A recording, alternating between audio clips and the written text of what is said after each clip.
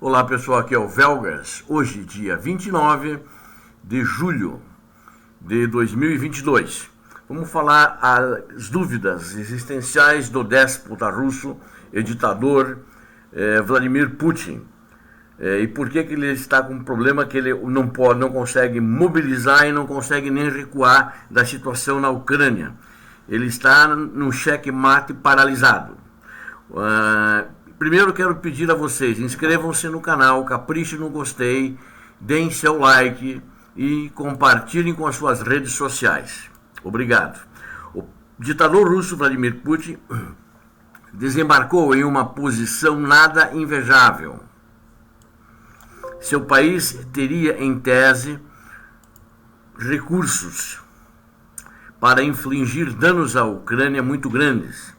Mas como a primeira fase da guerra foi tão cara para a Rússia, e porque as forças armadas da Ucrânia estão montando uma resistência tão dura, a Rússia enfrenta sérias dificuldades para conseguir algo significativo no campo de batalha, sem comprometer muito mais seus efetivos militares do que atualmente ele tem disponível. Convocar um grande número de reservistas, enquanto coloca a sociedade russa abertamente em pé de guerra, resolveria o problema em teoria. Mas é algo para o qual o público russo está fundamentalmente despreparado. Até o momento, Putin referiu-se à guerra na Ucrânia como uma operação militar especial. Realizou apenas um comício em apoio à guerra, na realidade, quando celebrou a anexação da Crimeia lá em Moscou, colocou 80 mil pessoas, os mortandelas russos, né, que eram professores, que foram lá, funcionários públicos, esse pessoal, e alunos de escolas também de segundo grau. A mobilização total que tornaria a guerra um fato inevitável da vida russa revolucionaria o regime do ditador Vladimir Putin, um regime que ele construiu desde que chegou ao poder no ano 2000 aproximadamente. O putinismo tem sido uma fórmula. O governo desencorajou as pessoas a se intrometerem na política. Esta é a fórmula. Deixando-as principalmente em suas próprias preocupações, e o povo prontamente renunciou à sua responsabilidade pela tomada de decisões. Ficou tudo restrito ao governo, que tem eleições fraudadas. Em 2014, ele poderia alcançar seus objetivos militares na Ucrânia sem redefinir radicalmente a política russa. Isto não é mais uma opção. Se Putin decidir se mobilizar, ele estará alterando o acordo que fez com o público e potencialmente desestabilizando seu regime, enquanto os Estados Unidos assistem do lado de fora. Podem se sentir tentados a encorajar os russos a se voltarem contra Putin, sem ter muito ou talvez nenhuma influência real na opinião pública russa. No entanto, o governo Biden pode fazer o possível para evitar erros dispendiosos. O mais importante será seu esforço para entender como e por que os russos pensam e o que pensam. No conflito de longo prazo que se está se desenhando, a curiosidade será um bem precioso. Nos primeiros 10 anos de Putin no poder, um pacto de não participação entre o Kremlin e o público russo estava em vigor. Era um acordo tácito entre governantes e governado. Não balance o barco e você desfrutará da estabilidade relativa, prosperidade e oportunidades de autorrealização ou enriquecimento. Mas ambas as partes quebraram esse pacto em dezembro de 2011. Incomodados com o retorno de Putin à presidência e eleições parlamentares fraudadas, os manifestantes gritavam em Moscou e nas principais cidades da Rússia: Rússia sem Putin! Em resposta, o Kremlin começou a reduzir os direitos e liberdades que a sociedade russa desfrutava até então, colocando a maioria patriótica contra aqueles que o regime considerava excessivamente modernizados e ocidentalizados. Após esse confronto, uma versão de normalidade retornou, mas a popularidade de Putin diminuiu e a legitimidade do regime começou a se desgastar. Esse novo capítulo na presidência de Putin começou por volta de 2011 com uma nota amarga. No outono de 2013, Putin estava se preparando para os Jogos Olímpicos de Inverno de 2014, em Sochi, uma cidade russa no Mar Negro, às margens do Mar Negro.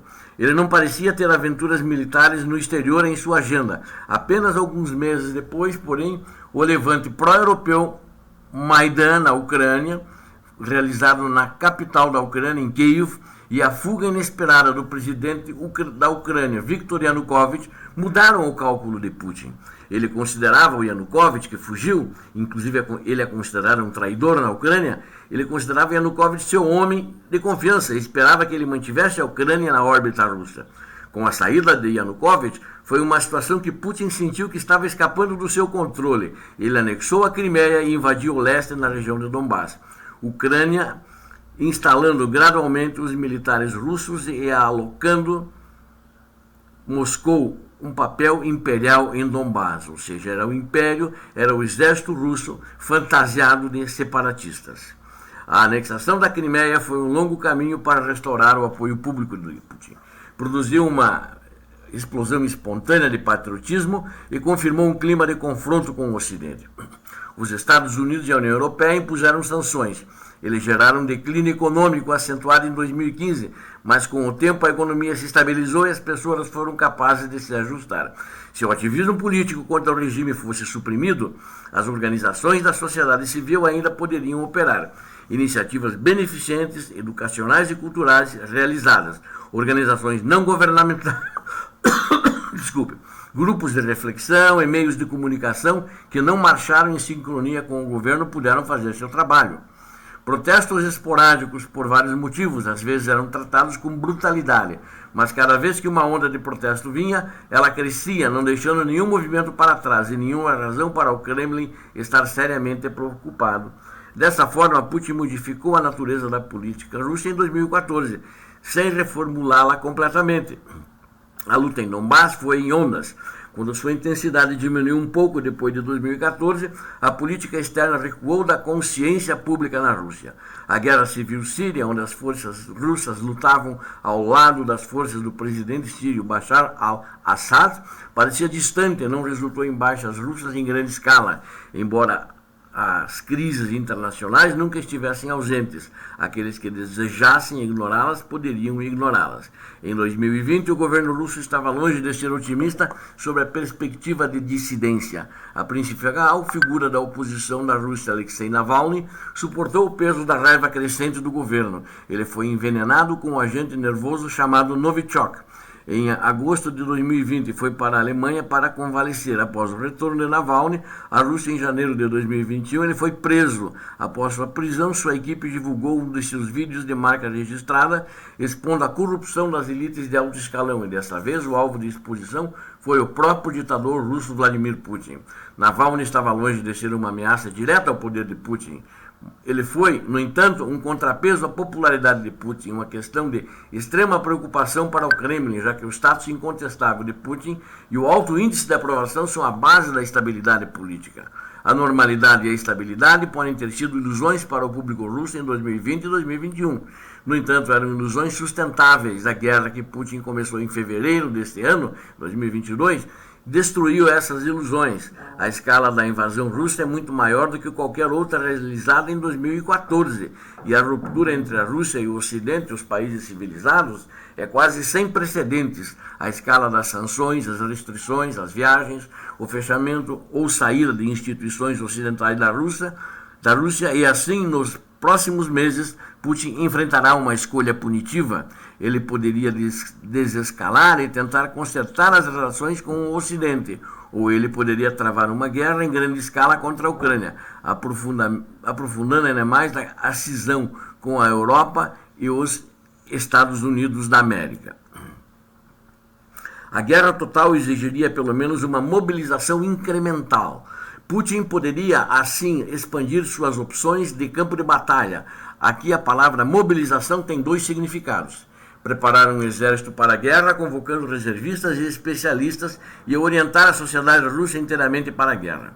A mobilização perturba os assuntos internos e externos. Tenta definir a política como agressão e a agressão como política. Se Putin optasse pela mobilização nos dois sentidos da palavra, ele precisaria construir fortes justificativas para o patriotismo militante. Ele teria que enquadrar o confronto ainda mais explicitamente como uma guerra contra o Ocidente, ao mesmo tempo em que apontava a Ucrânia como inimigo. Atualmente, os ucranianos são frequentemente chamados de irmãos pelos russos. As mesmas pessoas. enquanto o Kremlin afirma travar uma guerra contra os nazistas entre eles.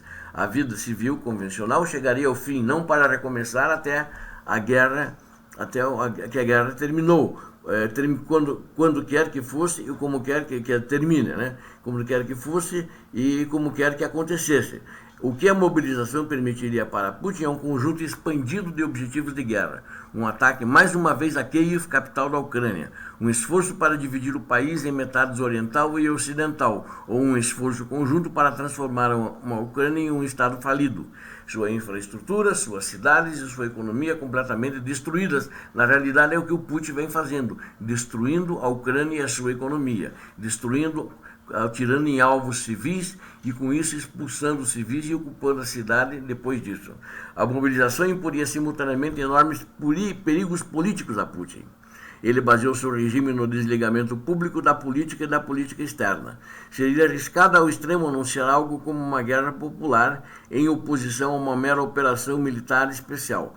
A mobilização exigiria que os russos participassem ativamente da guerra e adotassem suas justificativas e objetivos que teriam que ser claros e certos. Até agora, as razões oficiais para a guerra têm sido vagas e inconstantes. A mobilização em massa também não é necessariamente um processo controlado. Poderia fortalecer radicalmente a facção mais agressiva das elites, inflamando o sentimento nacionalista de maneiras imprevisíveis, especialmente se a guerra não corresse bem, como não está correndo bem para ele na Ucrânia. Mesmo no leste da Ucrânia, onde ele tem pequenos avanços incrementais, mas ele na realidade foi enxotado do norte e do centro da Ucrânia. A narrativa oficial da guerra russa é tão familiar quanto fluida. Provocada pelo Ocidente e pelas atrocidades perpetradas pelo governo da Ucrânia em Donbás desde 2014, a Rússia foi forçada a uma operação militar especial. Essa é a justificativa do ditador e seus gangsters que ele tem lá no Kremlin. No início, de forma intermitente, a narrativa esteve ligada à desmilitarização e desnazificação da Ucrânia e à total independência das regiões que seriam as províncias, né, ou oblasts em ucraniano, de Donetsk e Luhansk. Então, esses dois oblasts, essas duas províncias. Também é enfatizada a existência da Ucrânia como uma extensão natural do mundo russo, quando, na realidade, se você estudar a história, você vai ver que é o contrário. A Rússia é uma extensão, ela foi fundada pela Ucrânia. Mas hoje, já pela essa mistura com os asiáticos, já não tem nada dessa extensão cultural. Muita coisa perdeu-se na Rússia. Essencial para essas histórias é a previsão de que a OTAN atacará a Rússia, tornando a operação militar especial na Ucrânia de natureza preventiva. A guerra vive em um lugar liminar entre algo circunscrito, algo muito menos que uma guerra, e uma luta existencial contra o Ocidente, contra a OTAN e contra os desígnios dos Estados Unidos e seus principais aliados europeus. Claro, os arquitetos da operação militar especial dizem que ela está indo bem. Seria melhor a linha oficial implica se os Estados Unidos e seus parceiros não estivessem armando a Ucrânia até os dentes, manipulando o presidente da Ucrânia, Volodymyr Zelensky, dizem eles, e através dele alimentando o nacionalismo ucraniano e o nazismo. Isso é as versões de como a Rússia, como o Kremlin vê essa guerra. Na história do Kremlin há muitos vilões. Não apenas os Estados Unidos, mas também o Reino Unido, a Polônia, as repúblicas bálticas e a Europa em grande escala. Alguns russos, eu diria, não são tão poucos assim, um número grande, talvez perto de 30%, de acordo com pesquisas, são anti-guerra. Alguns estão ansiosos para não ouvir mais notícias sobre a guerra e irritados quando confrontados com evidências de atrocidade. Alguns são nervosamente pró-guerra e alguns são resolutamente pró-guerra. Os verdadeiros crentes, né, nessa religião putinista, do demônio que quer a guerra, do Satanás que quer matar, que quer assassinar, e que é isso que está fazendo. Mais importante ainda, muitos estão desengajados. É a guerra da Ucrânia, é a guerra do Kremlin, não é a guerra deles, né, e desses desengajados russos. Nenhum dado de pesquisa pode fazer justiça aos ajustes caleidoscópicos de sentimentos e atitudes dentro de um país em guerra. As tensões e contradições não ocorrem apenas em diferentes grupos de pessoas. Elas jogam dentro das mentes dos indivíduos. O que pode ser mais pertinente para a opinião pública russa é que a guerra não foi imediatamente sentida em casa. Houve poucos ataques a ativos militares na Rússia. Para a maioria das pessoas, as restrições às viagens e a pressão econômica das sanções não mudaram drasticamente suas vidas diárias. Para as famílias com membros nas Forças Armadas e para as famílias de soldados recrutados, a guerra não está longe, é claro. O Kremlin mal menciona baixas, tornando muito fácil para muitos russos não saberem. Para a grande maioria dos russos, a guerra dificilmente é absorvente. É por isso que a mobilização representaria um desafio tão grande. Significaria a passagem de uma operação militar especial para uma guerra popular, e com isso a perda da fantasia de que a guerra está longe. O sofrimento e as baixas de uma guerra em grande escala precisariam ser enfrentados com sacrifícios proporcionais em casa. No caso, na Rússia. O medo e a raiva se espalhariam por uma sociedade russa que por décadas foi incentivada a evitar fortes emoções políticas. Se Vladimir Putin decidisse a favor da mobilização, e se o Kremlin fracassasse na tarefa, os Estados Unidos poderiam ficar tentados a tirar vantagens da confusão. Afinal, os Estados Unidos da América querem expulsar o exército russo da Ucrânia. Isso é um fato. Alguns atos oficiais do governo dos Estados Unidos da América especularam sobre ir mais longe e acelerar o processo de desintegração militar geral da Rússia. Alguns acreditam que é necessário humilhar a Rússia, mas os Estados Unidos da América, como veículo de opinião anti-guerra ou anti-Putin dentro da Rússia, não é apenas improvável, é quase certo que seja contraproducente. É quase que certo que seja contraproducente. Os Estados Unidos devem tentar ser e parecer oficialmente agnósticos em relação à política interna russa, abster-se de comentários abertos e não se alinhar com movimentos de oposição. Isso não tem nada a ver com temer as sensibilidades políticas do Kremlin. O objetivo é deixar o espaço na política russa aberto para os russos avançarem em direção a uma Rússia pós-Putin, ou seja, uma Rússia sem Putin, por seus próprios dispositivos e interesses, né? Com isso, fazendo com que a oposição tenha alternativas e, quem sabe, nessas alternativas haja uma alternância de poder e a oposição chegue ao poder. Procedendo com leveza e cautela, o governo Biden, no entanto, pode agir sobre a opinião pública russa de duas maneiras. Deve fazer o pouco que puder para manter a boa vontade. Washington pode explicar que desejar o bem à Ucrânia não se traduz em desejar o mal ao povo russo. Isso pode ser difícil de conciliar com a indignação que muitos americanos sentem pela maneira como a Rússia conduziu essa guerra na Ucrânia. Expressões de boa vontade também podem ser difíceis de transmitir. O governo dos Estados Unidos da América tem poucas plataformas para alcançar o público russo. Mas o valor dessas expressões é evidente. Em nenhum sentido, o governo dos Estados Unidos da América deve replicar a soma zero, nós contra eles, binários, leste e oeste, que Putin implantou para explicar e justificar sua guerra. No que diz respeito à retórica pública do presidente Biden, a regra principal deveria ser não causar danos. Com os Estados Unidos da América tão robustos ao lado dos militares ucranianos, a capacidade de Biden de persuadir diretamente os russos ou angariar qualquer tipo de simpatia é modesta, na melhor das hipóteses. Curiosamente, Biden tentou enviar uma mensagem de boa vontade ao povo russo quando visitou Varsóvia em março. Em um discurso, ele tentou não enquadrar o apoio dos Estados Unidos à Ucrânia como antiético aos interesses do povo russo, mas algumas palavras improvisadas no final. Disse Biden nessa visita à Polônia: pelo amor de Deus, esse homem, no caso Putin, não pode permanecer no poder, disse Biden sobre Putin. Dominaram as discussões por dias depois, a mensagem de boa vontade de Biden se perdeu. Na Rússia, é duvidoso que qualquer parte de seu discurso, exceto suas palavras sobre Putin, tenha sido televisionada. Eu não vi, eu tenho assistido sempre um pouco da televisão russa e, de fato, eu não vi. Dados que o objetivo dos Estados Unidos da América não pode ser a rendição incondicional da Rússia. Falar em derrotar a Rússia até enfraquecer a Rússia, e até enfraquecer a Rússia é enganoso. é preferível um conjunto de objetivos relacionados à soberania e independência da Ucrânia. Como estratégia de mídia para a Rússia, falar em derrotar ou enfraquecer a Rússia aprofunda ainda mais a alienação do Ocidente, experimentada pela grande maioria dos russos, incluindo aqueles que questionam a guerra. Finalmente, o governo Biden tem um recurso notável na diáspora russa. Existem agora centenas de milhares de russos educados vivendo em cidades na Europa, na Ásia Central, na Turquia e no Cáucaso do Sul. Alguns saíram por razões econômicas, estimando que o futuro financeiro da Rússia é sombrio. Muitas outras pessoas foram embora porque não podiam tolerar a guerra. Eles não constituem um governo no exílio e dificilmente liderarão uma transição democrática. Porque eles partiram, eles não podem ser particularmente bem-vindos, mesmo em uma Rússia pós-Putin. Como eles saíram da Rússia, os cidadãos russos não dão valor para eles.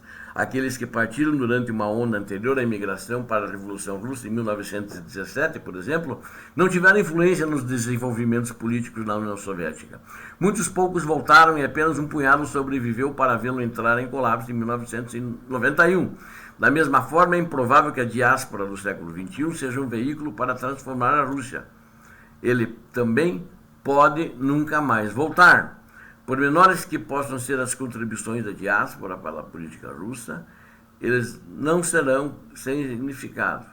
A diáspora sustentará padrões de criatividade cultural não vinculados ao regime de Putin, em um movimento em que as viagens e o comércio Rússia-Oeste estão diminuindo. A diáspora poderá ser como uma ponte econômica entre os russos e o mundo não russo. Isso gerará discussões e debates que chegarão à Rússia por meio de familiares e amigos das mídias sociais. Ele vai encarar como uma Rússia que não é equivalente às estratégias e declarações do ditador Vladimir Putin. Isto posto, acho que dá para entender que, de fato, o déspota e ditador russo Vladimir Putin encontra-se numa encruzilhada e tem essa série de dúvidas de como fazer, né? O Putin está mais ou menos assim: se ficar, o bicho pega, né? E se correr, o bicho come. Obrigado a vocês que assistiram a esse vídeo. Tenho certeza que vocês viram aqui, não vem em outros canais. Inscrevam-se no canal, preciso de vocês. E também capriche no gostei, no like. E compartilhem com suas redes sociais. Muito obrigado a todos. Deus abençoe a todos. Paz e bem.